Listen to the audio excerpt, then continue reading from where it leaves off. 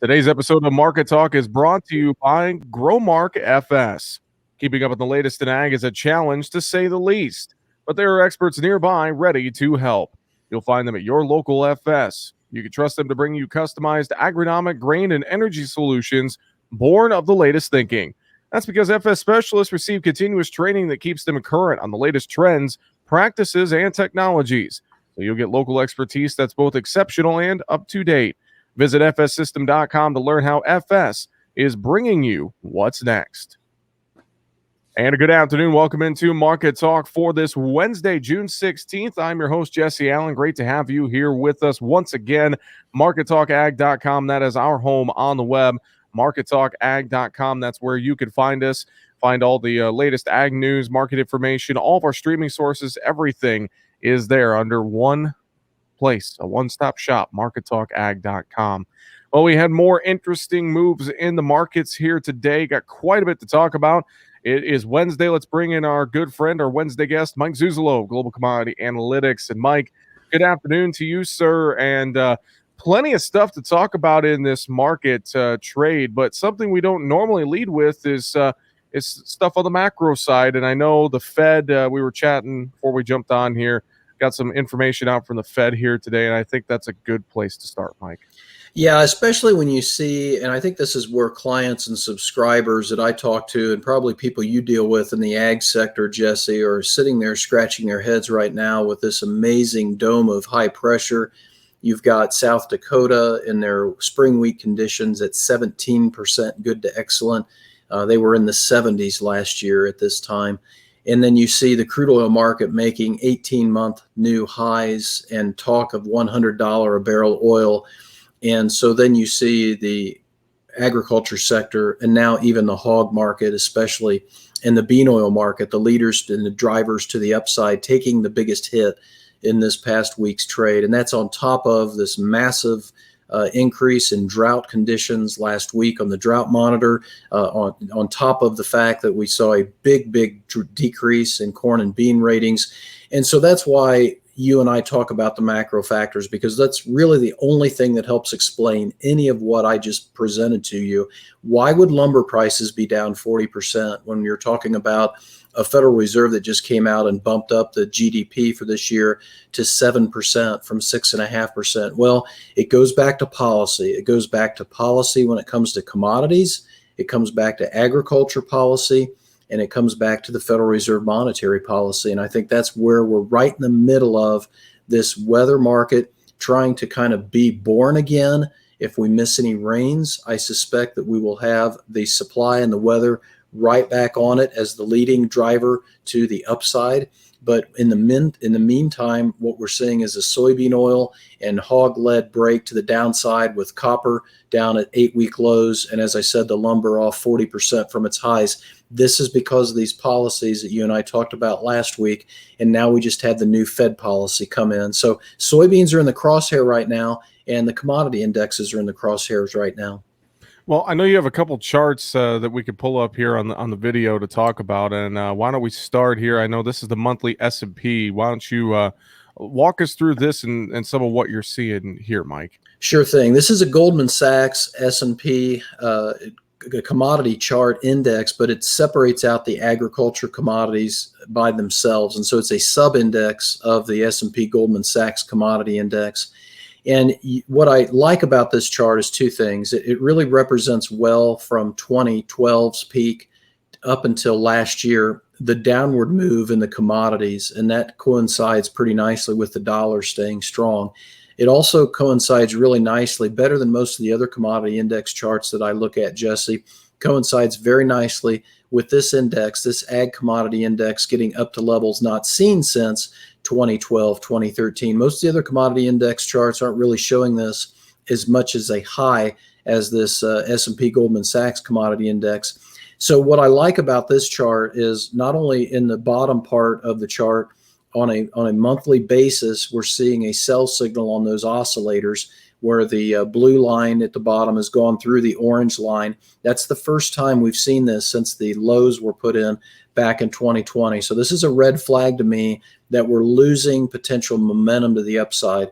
The second thing I really like, and it kind of goes well with the soybean chart too, is this trend line, this blue trend line in the main part of the chart that's drawn off the major lows back from 2020. We're now testing that. And that, you notice that trend line's been tested probably at least half of the time that this market's been rallying. So every time a trend line is tested, whether it's a support line or a resistance line, my rule of thumb is every time that trend line holds, it becomes more and more important. So the fact that we're eating into the trend line by going down to 407.60 and testing that big sharp blue trend line of support, if we close below that on a monthly basis in this month of June, given the type of weather we're dealing with, and also given that that also takes us back below the highs from earlier this year, that says a lot to me about the technical potential of the downside, the momentum, the funds, and the investment. And it really kind of helps me with the macro side of the equation. Well, we also saw that soy complex down hard today, and you've alluded to that and talked about that a little bit. And I know you got a monthly soybean chart here as well, and walk us through what you're seeing here and talk a little bit more about some of this downward pressure you're seeing in the soy complex. Yeah, you know, the neatest thing about the soybeans is that you typically have flat support and resistance lines about every dollar from 840 to 940 to 1040. And a lot of times on a monthly basis, if you go back 25 years, it's very hard for the monthly beans to close above 1040, 1045. If they do, however, history would suggest there's a lot more up in them. And that's what's happened this last go round. And notice then too, we've also found this purple magenta colored trend line of support. Looks very, very similar to what I just showed you on that S&P Goldman Sachs ag commodity chart. We're also eating into that trend line of support that has not been violated since the rally started in the third quarter of last year.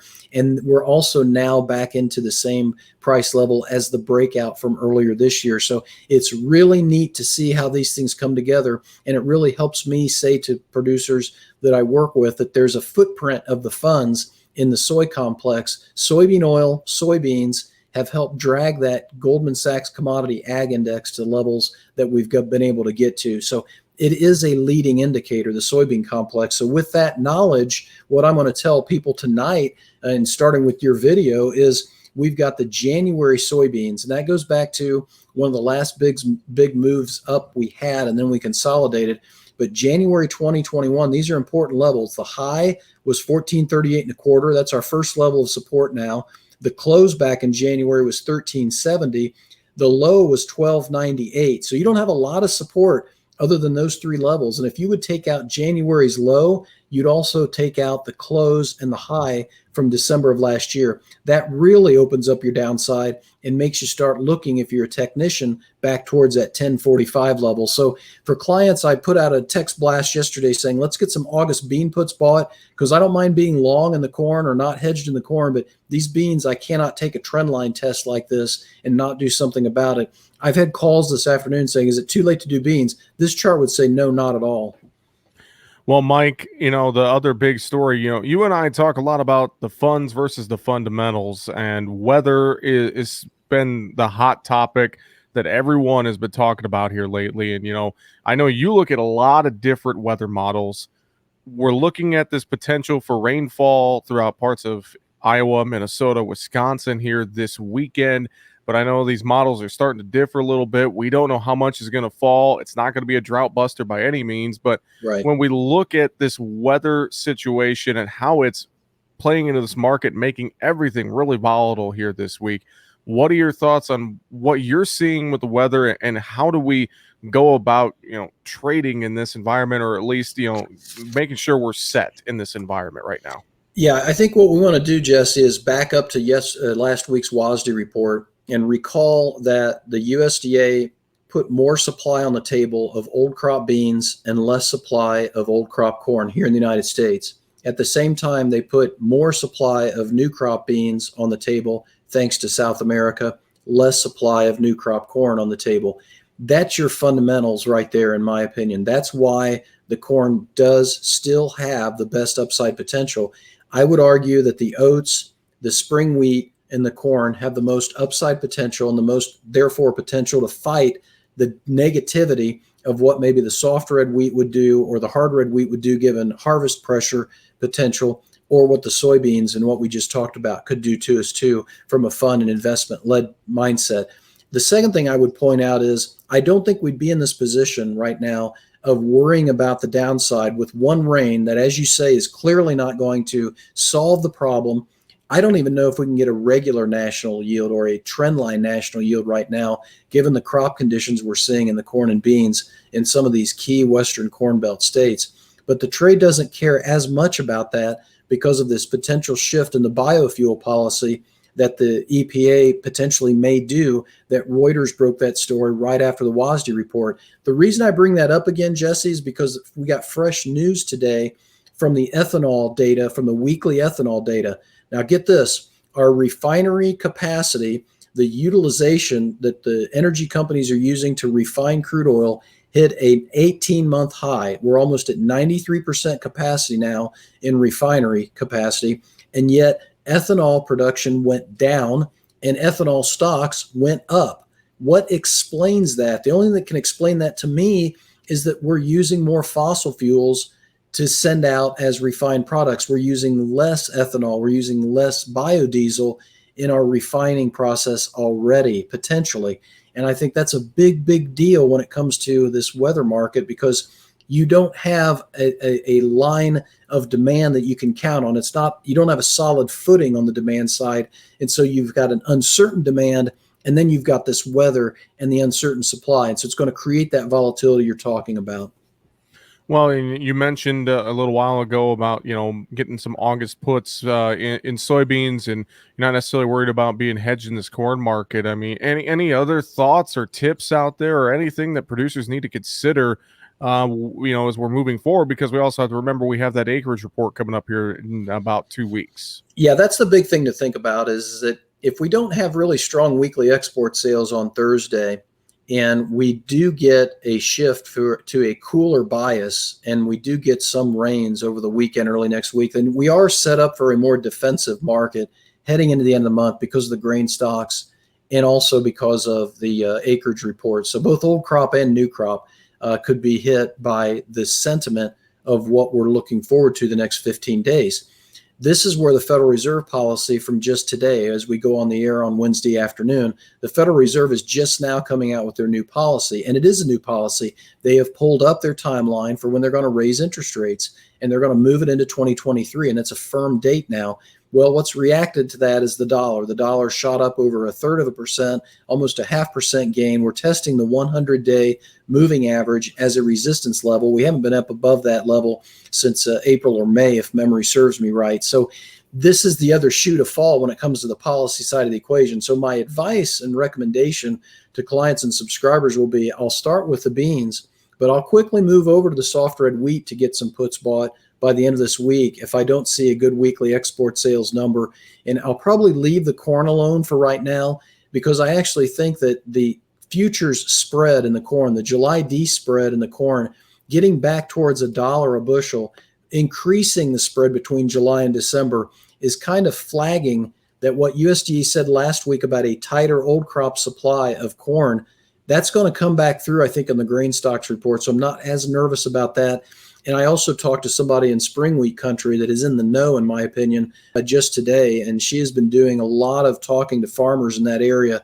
And she's in the media like you. And she said, I've been doing a lot of going on farm tours, talking to producers up in South Dakota, and their crop is done in spring wheat country. That 17% good to excellent in South Dakota means they can't get a crop at this point. So I think the wheat and the corn could actually support one another once we get through the harvest time period. So I feel fairly good about just leaving the corn alone. The futures may go down, but I think the cash price is going to remain fairly solid. I say that watching what the EPA may do. So that's the only caveat I would put on that. Mike, let's flip our conversation over to livestock, and this cattle market starting to get some enthusiasm behind it. It seems we're getting some better cash prices this week. We're starting to maybe break out of that rut a little bit, and a lot of that could be attributed to the lower grain prices, but I know there's a few other factors out there we're watching as well. But overall, what are your thoughts on the tone of this cattle market here as we work through the week? I think the retail sales came in better than I was expecting. The food and beverage side was up about 1% to 2% in May versus April. And that really surprised me. And it was really nice to see, because the featuring report and the activity report that USDA has been putting out every week would lead me to believe that maybe the beef is not getting as good of deal on the retail counter as what the retail sales suggested. So I think that gave us the balance. We had some Nebraska trade at around 124, real lightly tested, but then we had some negotiated trade that got us into the 123, just under 124 level, also on Wednesday's early morning report by USDA. So I think your cash and your June futures are very nicely hooked up on the fat cattle side. One other thing that's really benefited the fat cattle has been, as you say, the feeders and the corn, but also the spread unwinding of the long hogs, short cattle. That's not going to last very long, though, I don't think, Jesse. So I'm really eager to get some August hedges in place here for fall cattle needs, and I'll probably do some December hedges even if we can get that December contract up another couple dollars. But my August overvalue for fat cattle is right around 124 and a quarter. We may hit that by the end of this week, so I'll probably be getting some hedges in place. Well, and on the flip side, the hog market down limit on the day Wednesday, and just continuing to move this market lower. And I'm starting to get the gut feeling that maybe we found a top. I'm no expert by any means, but we've been asking whether or not, have we found the top? Is this just a correction or not? And I mean, just the downward pressure we're seeing in this hog market right now is it's starting to make my gut think that it might be turning lower. Not just that I need to eat a pork chop, but it might be turning lower, Mike. I think you got two things ahead of you. One is the weekly export sales, because China has come out and said that their pig herd in May is up 23.5% versus May of 2020. Their sow herd is up about 19% in May versus May of 2020. And as a result of that, and a result of their policy shifts and ag commodity speculation being pretty much killed over there in that country, it seems to me, Jesse, that the Chinese have been very effective in squelching pork inflation at the consumer price level. Their cash market has fallen 60% from its highs. And so, yes, that's going to put some pressure on our futures markets here. But we still don't know the answer to the question of whether that pig herd is really that big. And that's where the weekly export sales come back into play. And I think also the belly seasonal. We still have a BLT seasonal to look forward to as we get closer to the 4th of July and the tomatoes come online. And I think that belly seasonal could be quite strong because we're coming out of COVID. So I don't want to say it's a high. I felt like for 60 days we went too high. Even after the May contract went off the board, we should have corrected then. Now we're getting a correction. I think it's a correction, but in 2 weeks, I think we'll know a lot more, because if China keeps buying a lot of pork, that suggests their pig herd domestically has got a lot of room to grow still. Well, Mike, a lot of great insight as always. Any other final thoughts? Anything else you want to reiterate here for us today? Again, just a lot to talk about right now. And I think for producers, maybe it's just smart to just remember to keep the emotions out of it and stay disciplined at this time period. Yeah, and that's going to be impossible unless you pick price targets that you feel good about. And these 30-cent August bean puts, generally speaking, that's what they cost, but plus costs and commissions. But these 30 to 35 cent premium that I'm looking at on August bean puts, Jesse, really gets me through the acreage and stocks report. And it gives me the ability to say to clients, I think that the national yield in soybeans could be well below 50 bushels an acre if we don't get these necessary rains, because that 17% good to excellent in spring wheat in South Dakota right now could be what the soybeans and corn ratings are in 2 to 3 weeks if we see this heat and this dryness return. So hedge, know your cost of your hedge, and then try and look at a mindset of, if I spend 30 cents on a put, what's my upside potential if the rain doesn't come? And I think that's where we could go back towards those old highs. So you're talking about $1 plus upside potential, in my opinion. You get that kind of risk reward ratio, why wouldn't you take it? Very, very true. Well, Mike, I know for producers, if they need a little help, maybe they don't necessarily understand puts and hedging and all this stuff, you're a guy that can help them. You got a lot of great information on your website.